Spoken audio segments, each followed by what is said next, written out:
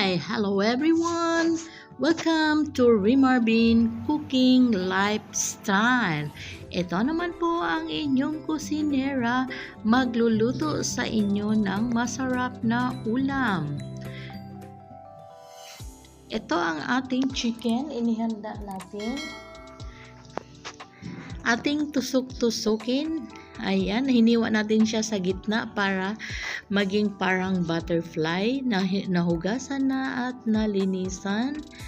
Ayan, atin lang yan siyang tusok-tusukin para pag nilagyan natin ng mga ingrediente is manunuot ang mga sarap sa kanyang kalamnan, sa kaibuturan ng kanyang mga kalamnan. Magsusumiksik ang mga sarap. Dito, lagyan natin ng paminta.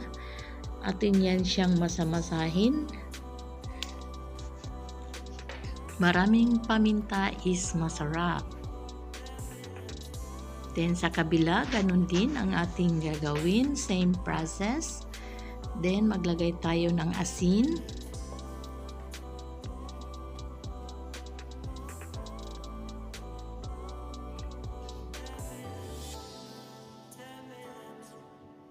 Yan, nilipat natin siya sa ating plate. Then, paprika, turmeric, garlic powder, ginger powder.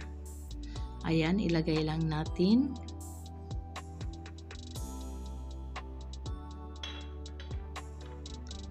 Ayan, dito naman is chili powder, ating kamun, ating onion powder, at saka ang ating Italian powder.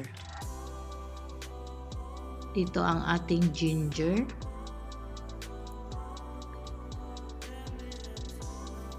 Then atin lang yan siyang i-mekos-mekos. Maglagay tayo ng lemon juice.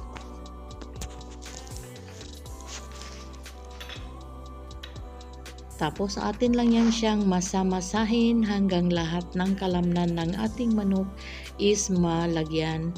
Yan, magkabilaan. Atin yan siyang ating i-massage para manuot sa kanyang kalamnan ang ating mga spices or mga ingredients. Ayan. Then, magdagdag tayo dito ng olive oil, pang pa-enchant flavor, at saka pang pakapit sa ating ingrediente. Ayan. Hindi na ako dito gumamit ng gloves dahil pang bahay lang naman ito. Tsaka mas maganda kasi mas gusto kong na ganyan dahil parang na-concentrate ang mga ingredients. Pag naka-gloves kasi is dumidikit sa gloves yung kanyang mga spices.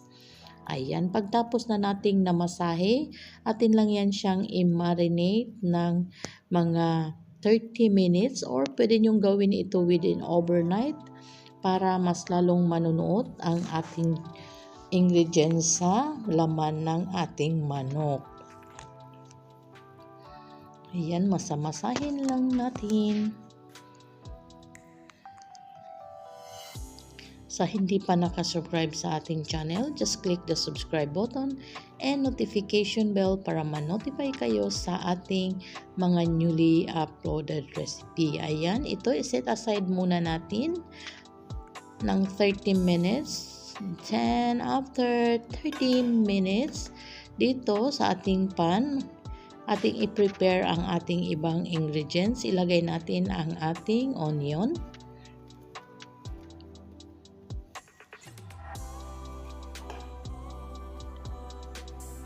Yan, atin lang yan siyang i-separate. Ang ating ginger and garlic.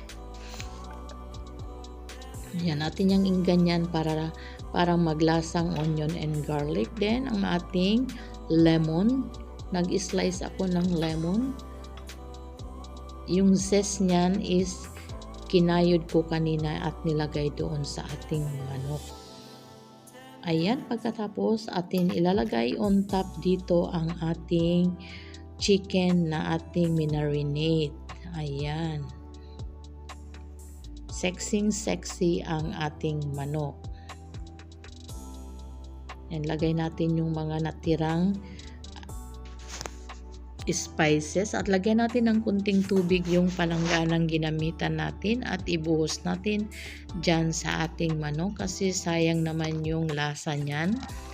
Pagkatapos is simmer lang natin yan siya. Buksan na natin ang ating apoy. Takpan natin at isimmer lang yan siya ng 30 minutes or hanggang mag-tender ang ating chicken. Ayan, after 30 minutes, ito ang ating chicken. Atin siyang i-check. Then, ang ating iganyan yung kanyang sauce para aakyat sa taas at yung kanyang lasa is pati yung sa taas is magkakaroon ng lasa. Sa hindi pa nakasubscribe sa ating channel, just click the subscribe button and notification bell para ma-notify kayo sa ating mga newly uploaded recipe and video.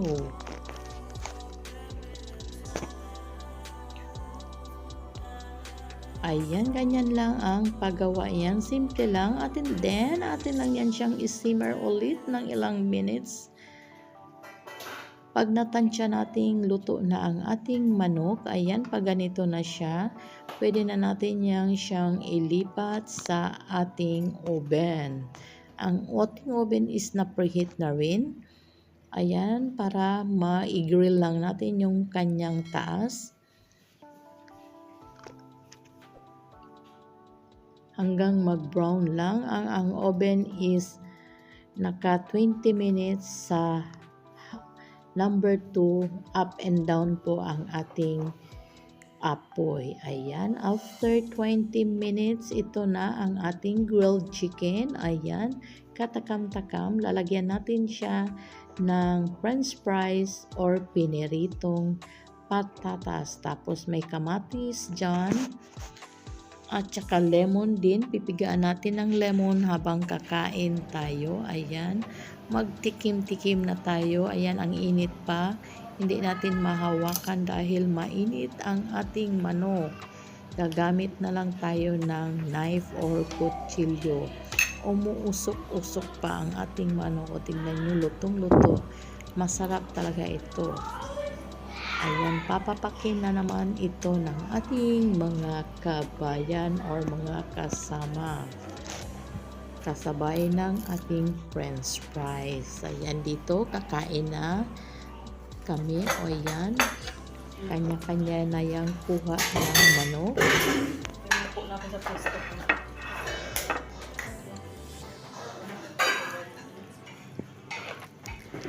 o diba?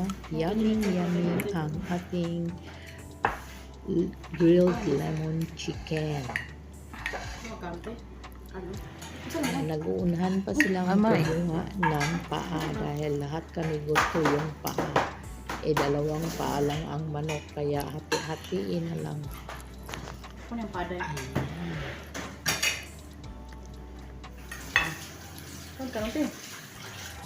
Hanggang dito na lang. Maraming salamat. Bon appetit!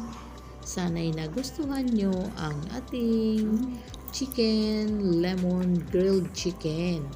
Ayan, maraming salamat sa ulitin. Thanks for watching.